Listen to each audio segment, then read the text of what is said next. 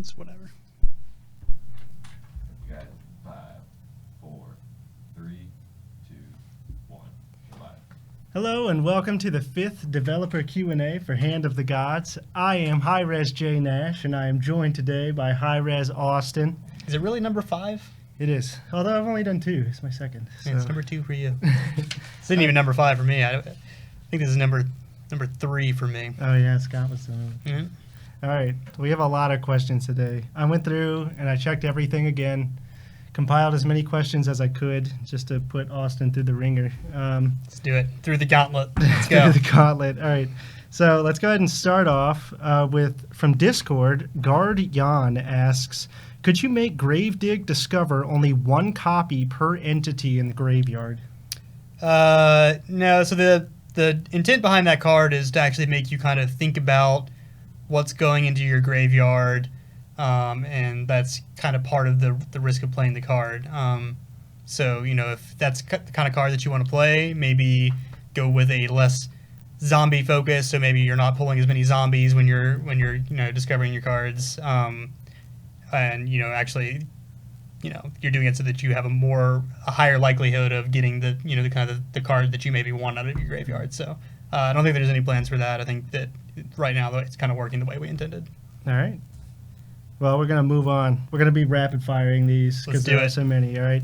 So Mr. C on Discord asks, what do you see the themes of each of the pantheons as? And the example they gave was for Egyptian, you kind of think of healing and resurrection. So how about I think kind of in general we try to have at least 2 for most pantheons. Some of them have kind of more sub themes than others, and that's stuff that we're actually kind of working on. But for Greek right now it's gods.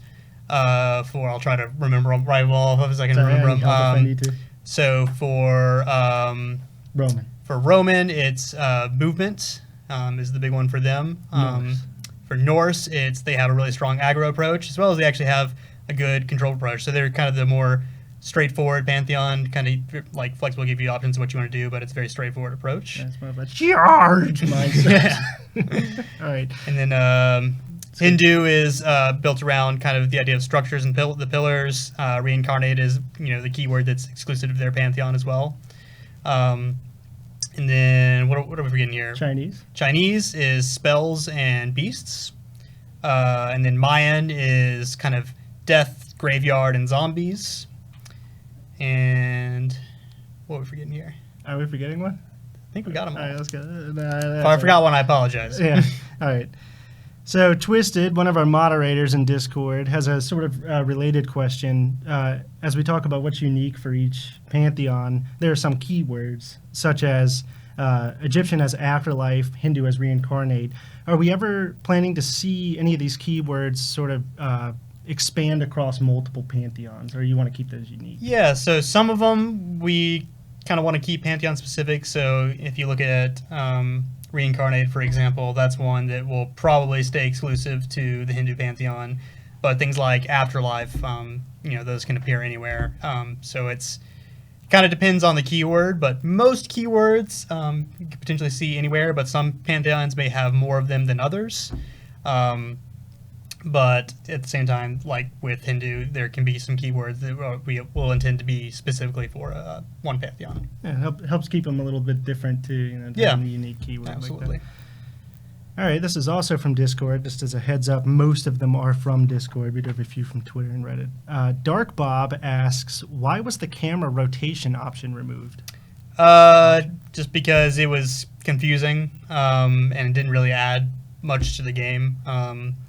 There was, before a lot of people would accidentally shift their camera and, it's like, why? What happened? I don't know what's going on here. And, even the people that did know what it was, it just didn't really serve a purpose. Yeah, you may be able to look at things at a, different angle and for if you want to take a screenshot or something, but it just didn't really add very much. Makes sense. I think I started playing the game after that option was removed, so I never saw the option to rotate the camera myself. All right, Reds on Discord asks, what do you think about a game mode when you can mix cards of 2 pantheons? I think it's awesome. I think that's definitely a prime candidate for one of the Gauntlet modes in an upcoming patch. That's definitely one like that is on our list that we'd like to get in there. So I'm sure, at some point you'll definitely see, if not that exactly, something very similar.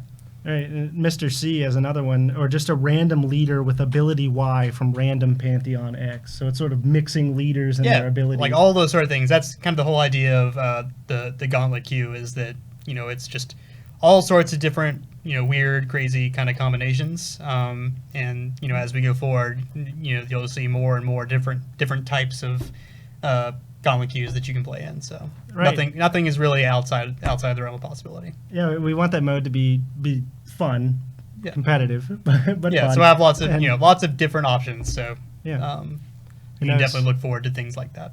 Yeah, maybe we'll open up a survey sometime. Yeah, when people get totally do that. Yeah, see what people want.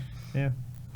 All right, PDMD28 on Discord asks, will you add some gods from Japan? Essentially, what he's asking is, are we going to get the Japanese Pantheon soon? Which I know we answered last time. Yeah, we answered that last time. But when we do add another Pantheon, Japanese will be the next Pantheon. That will be the Pantheon that we add.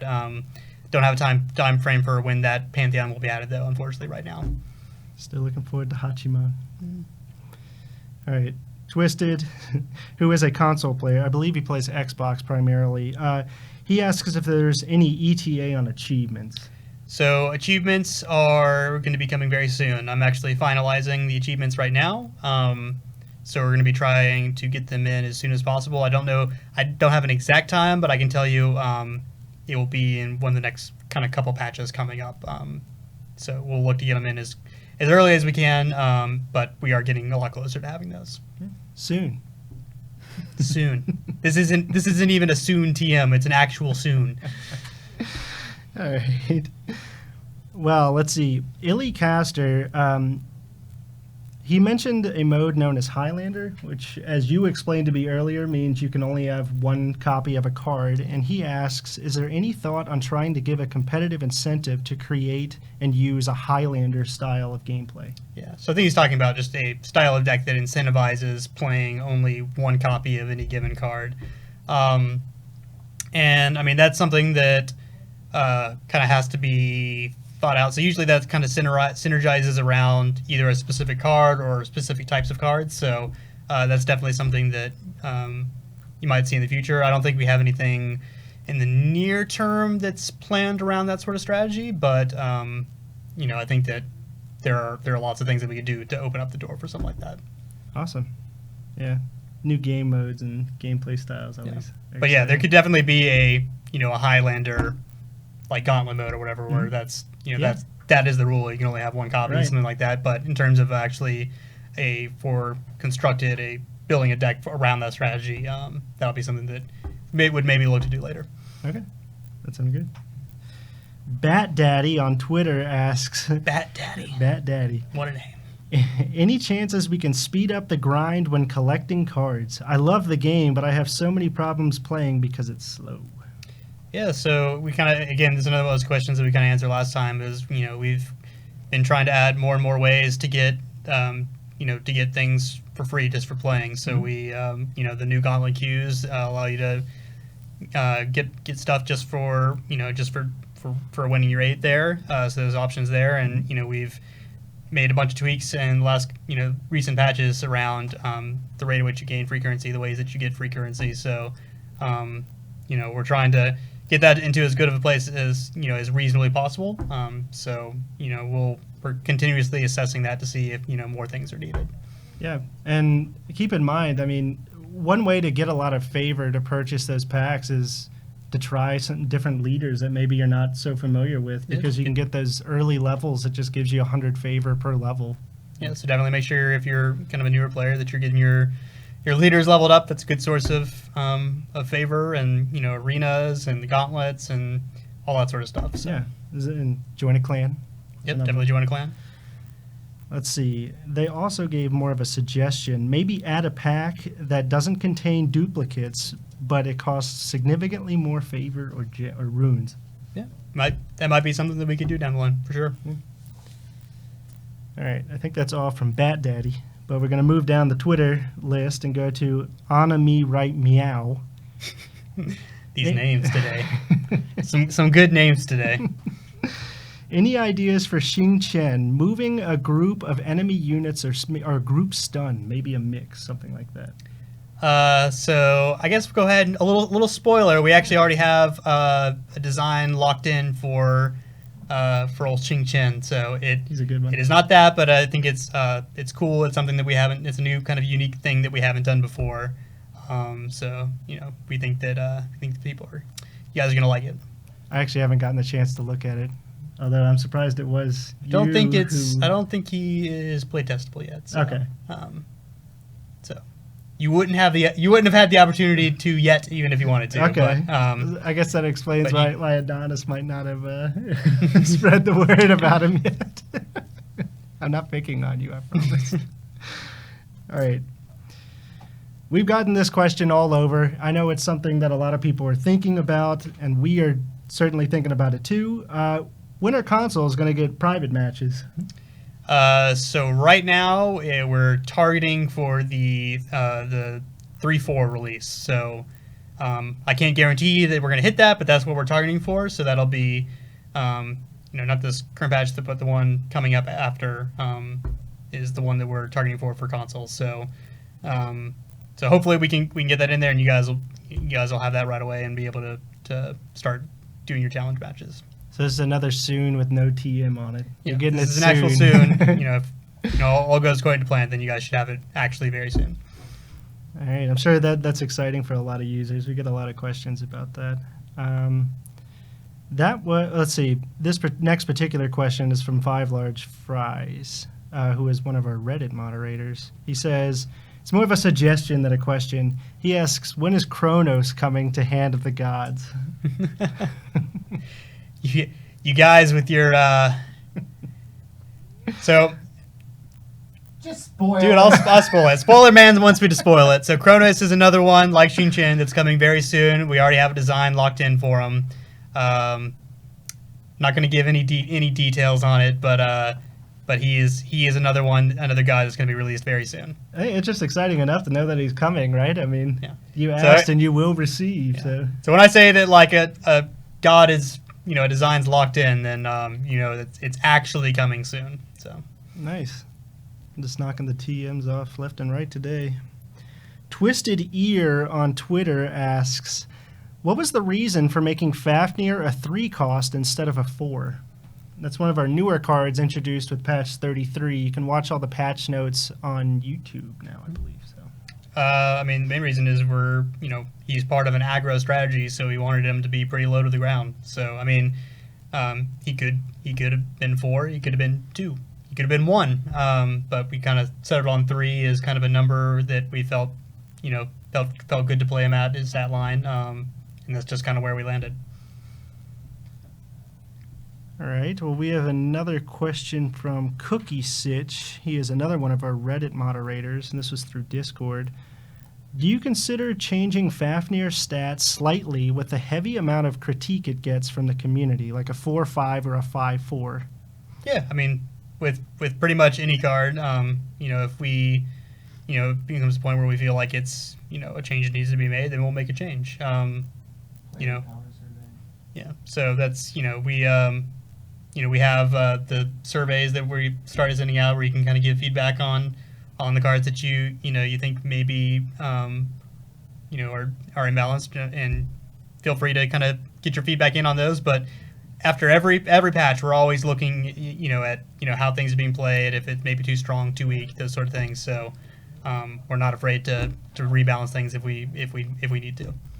Yeah, and to sort of re-hit what Austin was mentioning, on Twitter, Facebook, Discord, and Reddit, we have recently announced the first player power survey, where players are given the full power to select one card that's either going to be nerfed or removed from the game. So be sure.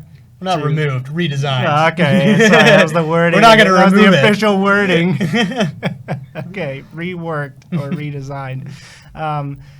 And you can follow the link on all the social platforms I just said before, and this is legit. You are given a choice to vote here. So if you think a particular card is overpowered, underpowered, let us know. That's the perfect avenue to do so. Mm-hmm. All right, let's go ahead and get moving here. Mr. C on Discord asks, what is the design thought process for those cards such as Aspect of Life versus other cards like Hive that seem to be in the polar opposite of the spectrum? And now, to give a little background, what he's talking about is meta-shaping cards such as Aspect of Life that could have effects long into the future in terms of cards that we release in the future.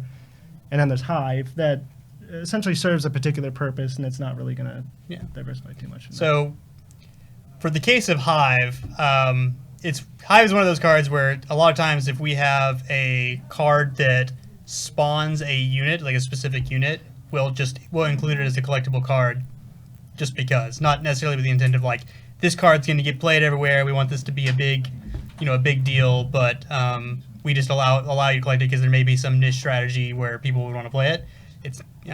But it's not actually put in there with the intent of like this is going to be a constructed all-star. We want everybody playing this card, sort of thing. And then as far as aspect of life is concerned, for that one we just we missed the mark on the mana cost for it. So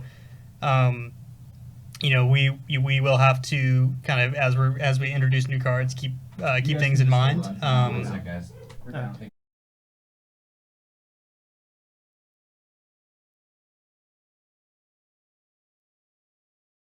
Looks like we dropped having some. We're back.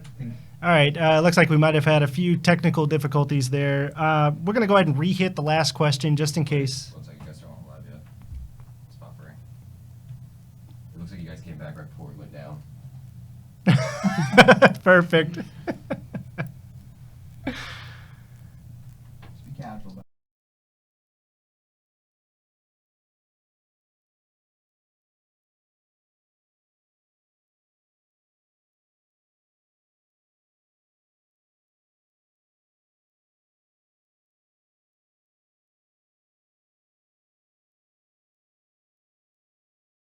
Are we back? I think so. Back? We had some technical difficulties. Yeah, I think. What's the classic adage? I think it's blame Adonis. Yeah, I I'm think pretty sure this was Adonis's fault, almost guaranteed. tripped over a quarter three. All right, so we did have a technical difficulty, and we aren't sure where it cut off. So we're going to go ahead and revisit the last question just to make sure that we get everything answered. Mr. C asked, what is the design and thought process for cards such as Aspect of Life versus other cards like Hive that seem to be on the polar opposite of the spectrum? And what he's referring to are cards like Aspect of Life that could be meta-shifting, whereas Hive is more of it serves a particular purpose. It's probably not going to be seen in a vast number of decks. But Yeah. So in the case of Hive, we typically, if there's a card that spawns another unit, we'll typically just include that as a collectible card, even if it's not really intended to be like a constructed all-star, like you want to play it in every deck, and that's just in case there's maybe some niche strategy where someone would want to play that card. We just include it as a collectible card, just to be there. So if you wanted to pick it, you could. And then in the case of Aspect of Life, for that one we just missed the mark on it originally, and so we're adjusting it for this patch that's coming up, and we think it's in a better spot now. And we will have to kind of keep an eye on it going forward in terms of interactions with new cards that we introduce. But it's one of those things where like it's going to be that will be a combo. Like there will be combos that people are seeking to play it, and we're going to be trying to balance with that in mind. That's going to be kind of a power play that the Hindu Pantheon has access to. So. And again, if it it looks like 4 mana, still doesn't feel right, and there's it's just becomes a problematic card, then we would potentially look at addressing it further. And sort of to expand on that, he actually had a second question. Do you think the patch cycles are too quick to really evaluate how well one card or another fits into the game? I feel like that's tied in. I don't really think that's it. Like I think that even if we had if we double that time, we had a month or whatever, there's still potentially things that we could miss. We're a small team. We just don't have, you're never going to find all the potential permutations of different scenarios that could exist outside of it being in the actual game environment where everybody has their hands on it and lots of different things are happening. That's just never going to be the case, no matter how long the patch cycle is. So, I don't think that the length of the patch cycle really affects that. I think it's just kind of the nature of the beast that we have to kind of anticipate that sometimes we may just miss things. Obviously, the idea is to limit that as much as possible, but it's not really a realistic expectation that you're always every time going to catch everything. Yeah. So the whole idea is release it, and if there is something like that, try to address it as quickly as possible. There's some card you haven't seen in tournaments for months all of a sudden pops back in because of a card that's introduced. It's just maybe it wasn't something that immediately came to mind, but once you see it, it's like, ooh, all right. Mr. C had a third question. He's got a lot today. Will we be seeing any other units like Doom Speaker that do not have an effect? More of a vanilla card. Probably not a whole lot more of that.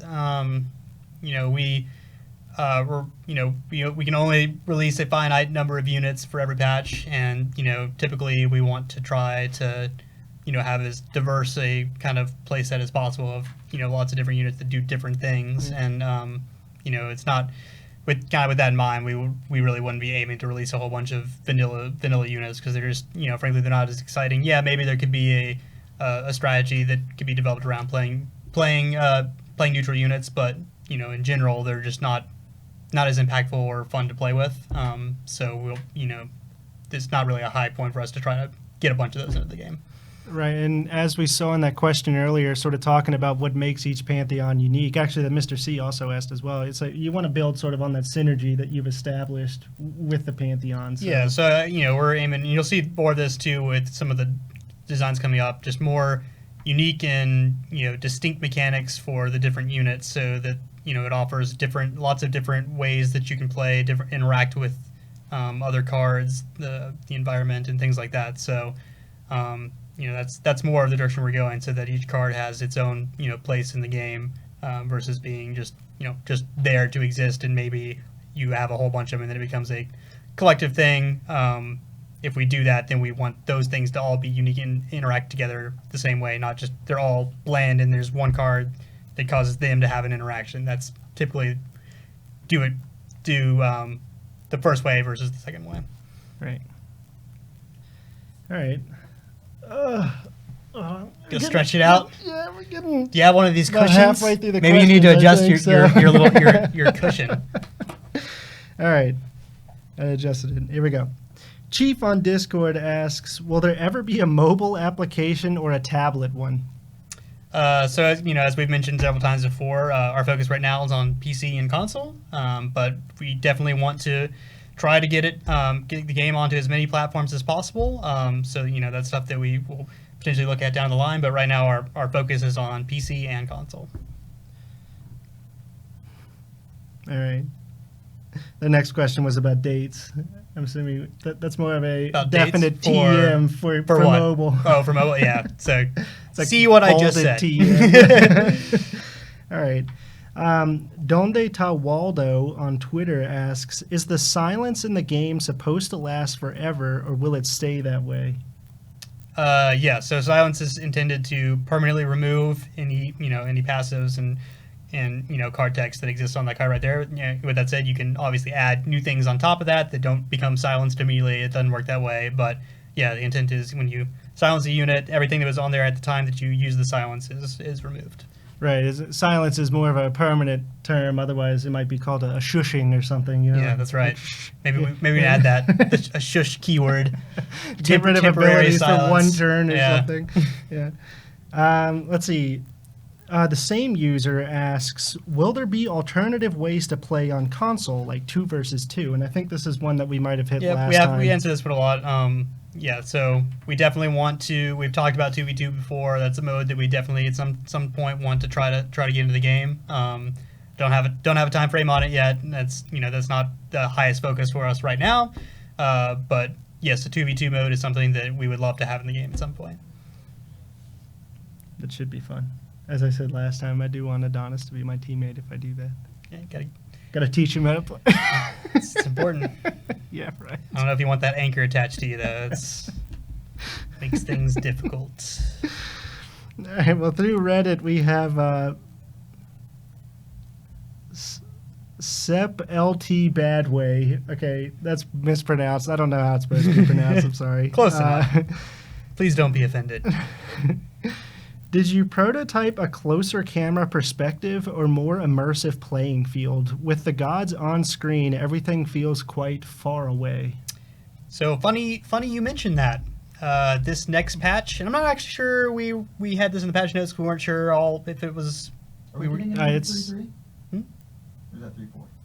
No, all that's It's coming? yeah, that's coming. Yeah, Unless it's not currently in the unless patch something notes. happens where it's not possible. We're going to be making several UI adjustments. So in game you'll have a tighter field of view. So you'll have kind of a closer look on the battlefield. And there's we're making some modifications to the in-game HUD as well to kind of accommodate that, as well as a couple of other UI tweaks and stuff just to kind of make for a better experience. So I believe if everything goes according to plan, we'll have that in for this patch. If not, then it'll most certainly be in the patch after. Okay, yeah, David on Discord actually had sort of asked a similar question, maybe looking to get a few more details out of it, but I think it'd be best if you just see for yourself. I think a lot of the features are going to be more visible than they were before from what I've seen. Yeah, so making some things more readable. It's the whole idea. A lot of it is just about visibility. So, you guys should be able to tell immediately once you get your hands on it. So hopefully, that we can get all that in. Yeah. Back to the previous user whose name I butchered from Reddit. They had a second question. As the communities on platforms grow, what do you see as the competitive future for Hand of the Gods? Yeah, this is kind of another one of those questions we get every now and then. Yeah. At High Res, we typically, we're always of the opinion that if there's an appetite for esports on any platform, whatever it is, we'll do our best to support that. So, so as if you guys have interest in like on console and building an esports scene there, if that's what's going on, whatever, we will do whatever is in our ability to support it the best we can. That sounds good. You're looking for some esports domination on maybe, console? Maybe I'll get on the esports scene on console when that arrives. On PC, I don't think I can keep up, but maybe on console, since it's a little newer. All right, let's see what we have from Reddit. Reflex Yo, or Y0, asks, any updates on the PS4 patch? We're still on patch 30, and I'm dying to try the arena. Yep, so that's another one is if everything goes according to plan, then next week, hopefully. I say hopefully, sometimes things don't always go according to plan when you're trying to get stuff prepped for console, but we are shooting for sometime next week, so hopefully we're able to make that mark. All right, the same user, Reflex Yo, asks, are there any plans for an expansion of the exposition game, or okay. Any plans for an expansion of the exposition of the game at launch with challenge AI bosses offering unique rewards? So kind of like PvE sort of content, that like sort of stuff. Campaign, something like that. Yeah, that's another one of the things along the lines of like the TV2 mode, like things that we definitely want to get in at some point. I can't say when that stuff we'll be able to get that sort of stuff in, but those are all all sort of ideas of game modes and potential things that we would want to get in at some point. I like the idea of getting a friend and like battling a boss like AI monster that you have like no chance of defeating. Yeah, I think there's lots of kind of cool things that we could potentially do with the PvE sort of stuff for sure. That sounds really cool. Shefford on Discord, this is actually more kind of related to one of the questions Mr. C asks earlier. Are you not afraid of aspect of life limiting you in creation of new cards from now on? Even at 4 mana, copying a powerful war cry or effect that is balanced towards late game can make and break games. Yeah, I mean, I think that's one of those that kind of already talked about with the last question, but we feel like in general 4 will be a good spot for it, where you're looking to that's the whole point of the card, is you're looking for those powerful kind of combos where you're able to do those sort of things, and we feel like at 4 that's a more fair cost because you're actually you're you're slotting your deck in your deck for one of those powerful effects, and you have.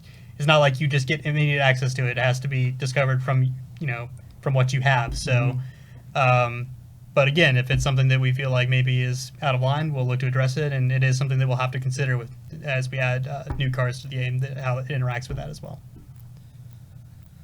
We're getting pretty close to the end. What do you think? There's only like 2 questions left. There's a lot of questions, but it's it wasn't that bad. Taking Not them all bad. pretty well here. So, all right, Bobby Cake on Reddit says, when will you guys start giving rewards based on what rank you are? So I believe 3-4. So not this patch that's coming up, but the one after. That's when the first rank rewards will go out, and hopefully, we'll be able to get you guys details on what those rewards will be pretty soon. Yeah, it's gonna be exciting, but we haven't finalized anything yet. Yeah. So as soon as we have all that stuff finalized, we'll let you guys know. But we are, I believe, if my timing is correct, then 3-4 will be the patch where those rewards go out. So make sure you're staying on your grind. I think I got down to like 23 recently, so doing pretty well, right? Yeah, you've made it to Adonis tier. Good job. Not bad. All right, Heat Fire Ash on Twitter asks, what will happen when you create cards of all the gods currently in Smite? Will you use ones that are not yet in Smite? Potentially. So we're not quite there yet. Yeah, we still have a ways to so I go. mean, there's a couple of options that we've considered on what we're gonna do, but certainly potentially doing some that are not actually in Smite yet is potentially something that we would look to do. So obviously, since we're a little ways off from that, I don't have any details to provide on that yet, but there are a couple of options that we're considering for when that time comes. And it's sort of a few notes on that. There's already Enyo and Venus, which might technically be based on gods that are already in Smite, but they are unique sort of It's gods kind and of characters. the Greek and versus the Roman counterparts, for sure. Yeah. And that's not to mention that Smite also introduces new characters with some frequency as well. So that kind of expands there's always our going to be options. a continuous list from them as well. So. Right. Well, that's all the questions we have. If Adonis has any more from Twitch he wants to address, or maybe you could ask a few questions in Twitch. How are we looking on time? We looking good? What there? All right. About what we expected. Yeah. So feed us a question or two. Feed us a question. Yeah, ask us questions on Twitch. We're ready. Sure, all right, we'll get one or two questions in from Twitch chat. Just random, off the fly. Wasn't even planned. Let's do it. Well, one's a question about why didn't you do Fafnir a different way, but that's not really a question. It's just like, what about this? That is in fact not a question. I don't know if you guys can hear it, Dennis, or not. Why are you so handsome? J Nash, why are you so handsome? Who asked the was question? Frosty Sloth. It's your. That's my friend. Yes. I don't know, baby. You tell me. Yeah, I'll make a statement. Should we start a poll? I'll make a statement on Xbox. Tell them that too in a second. How What? difficult is No. balancing when adding a new Pantheon? So the question was, how difficult is balancing when adding a new Pantheon? So I mean, that's one of the more difficult parts, because you're doing a whole bunch of cards all at one time. They all have to work together, and you have to consider, how's this play against, each other individual Pantheon. So, so that's one of the more challenging things that we do is when we're forming Pantheon. But obviously you start with the core components of, how do you want this Pantheon to play? What do you want the main themes to be? You got to make sure that all that stuff works amongst itself first, and it feels cohesive, and then you start looking at kind of the individual balance points between different Pantheons. Have you considered any new card types? Some sort of items or weaponry? So have you considered any new card types, potentially, what was it again? Items or weaponry? Potentially items or weaponry. Yes. That's all I'm going to say. Well, I mean, kind of some of the spells arguably are almost kind of like items. Yeah. Crescent Blade. for Crescent Blade instance. is a weapon. Yeah. But all I'm going to say is, yes, we have considered that sort of stuff. Ooh. I'm curious now. I haven't heard about I- this. How do you feel about snowballing currently? With some players that may complain that they fall behind on board and can't get back. So the question was about how do we feel about snowballing as it exists right now, with potential of players getting behind and not being able to come back. Was that it? Yeah. So that's always something we keep in mind.